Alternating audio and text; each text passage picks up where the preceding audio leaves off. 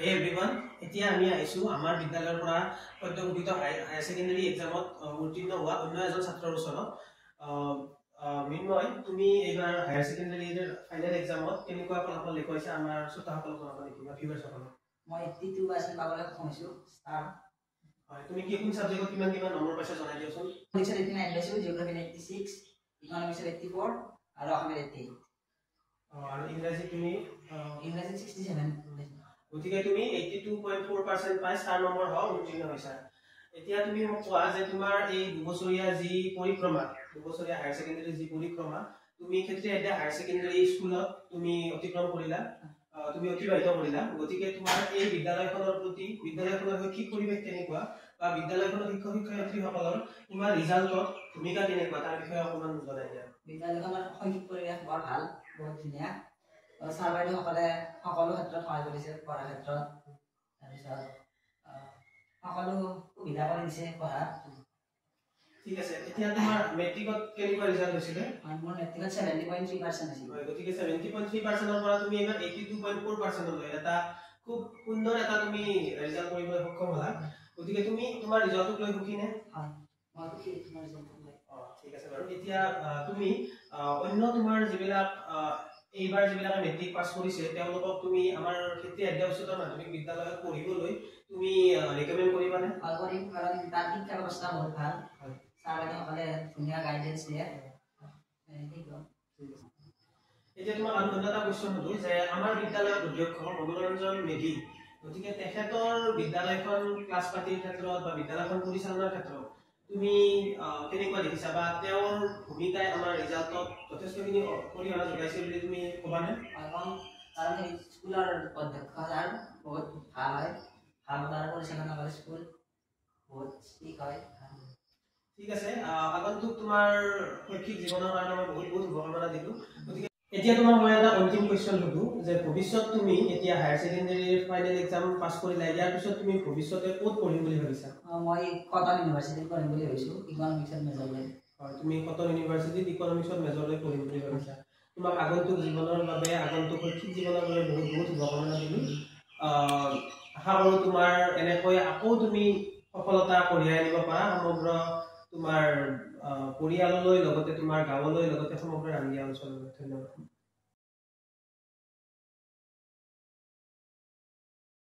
আজি আমি উপস্থিত আছোঁ আমাৰ স্কুলৰে এগৰাকী ছাত্ৰীৰ ঘৰত। সদ্যঘোষিত হায়াৰ ছেকেণ্ডাৰী এক্সামত তেওঁ 78% ষ্টাৰ নম্বৰ পাইছে। এতিয়া বলকচোন তেওঁৰ কিছু অনুভৱ আমি জানিবলৈ চেষ্টা কৰোঁ। ডেজি কলিতা, তুমি এক্সামত 78% পাইছা, এই ৰিজাল্টক লৈ তুমি সুখী নে? সুখী। এনেই তুমি যি তোমাৰ এই এক্সামটোৰ কাৰণে তুমি প্ৰিপাৰেশ্যন কেনেকৈ কৰিছিলা আৰু ইয়াত শিক্ষকসকলৰ ভূমিকা তুমি কেনেকুৱা পাইছা? আমাৰ স্কুলৰ শিক্ষকসকলেতো খুব ভালকৈ পঢ়াইছে, নোটছৰ পৰা আদি কৰি ক্লাছ টেষ্টলৈকে গোটেইবিলাক চব ঠিকে আছে। মই কষ্ট কৰিছিলোঁ, কিন্তু যিমান কৰিব লাগিছিল হয়তো মই সিমান নকৰিলোঁ, সেইকাৰণে ৰিজাল্টটো যিমানখিনি ভাল হ'বলগীয়া আছিলে সিমানখিনি নহ'ল। আৰু তথাপিও তুমি নিজৰ ৰিজাল্টক লৈ সুখী, যিখিনি কষ্ট কৰিছিলা। 78% ষ্টাৰ মাৰ্ক পাইছা। আৰু তুমি বেলেগ ছাত্ৰ ছাত্ৰীক এই বিদ্যালয়খনত আহিবলৈ বা এডমিশ্যন ল'বলৈ আৰ্টছ ষ্ট্ৰীমত তুমি ৰেকমেণ্ড কৰিবানে? কৰিবা। ঠিক আছে বন্ধু বান্ধৱীসকল, আমি তেওঁৰ পৰা কিছু অনুভৱ জানিবলৈ চেষ্টা কৰিলোঁ। আমি অন্য ছাত্ৰ ছাত্ৰীবিলাকৰ পৰাও তেওঁলোকৰ অনুভৱ জানিব চেষ্টা কৰিম। আজিলৈ ইয়াতে সামৰোঁ।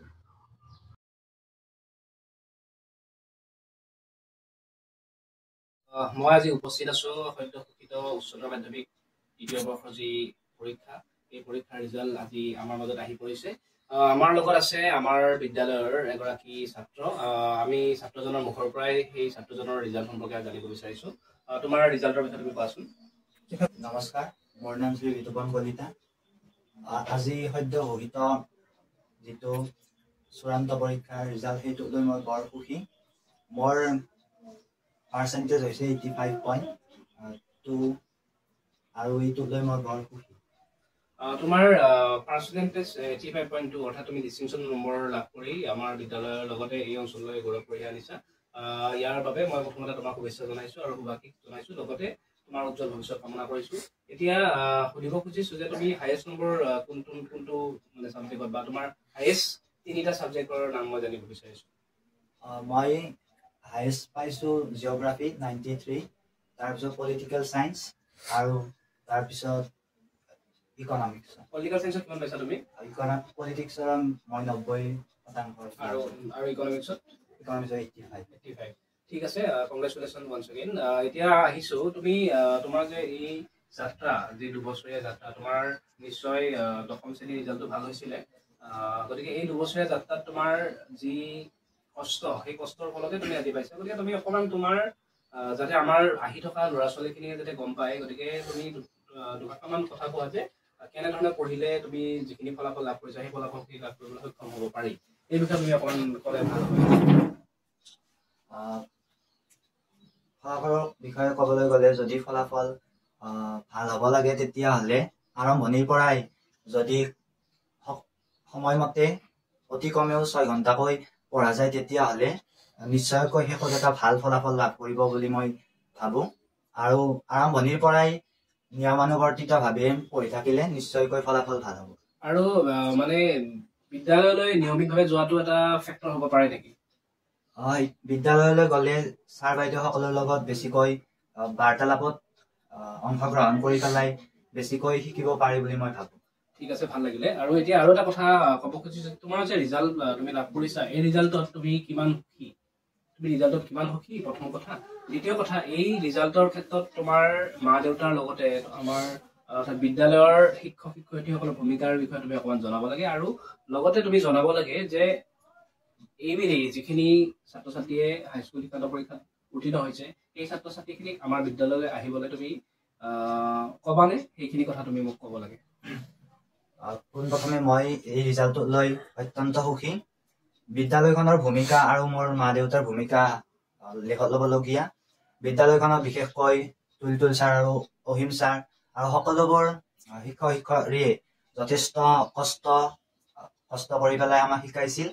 আৰু অন্য বিদ্যালয়ৰ তুলনাত এইখন বিদ্যালয়ৰ পাঠদান সেইটো অধিক উন্নত বুলি মই ভাবোঁ। কাৰণ ছাৰ বাইদেউসকলে অতি কষ্ট কৰি তেওঁলোকে নোটছ বনাই দিয়ে আৰু এটা চেপ্টাৰ শেষ হোৱাৰ পিছত তেওঁলোকে সেই চেপ্টাৰটোৰ ওপৰত এটা ক্লাছ টেষ্ট লয়।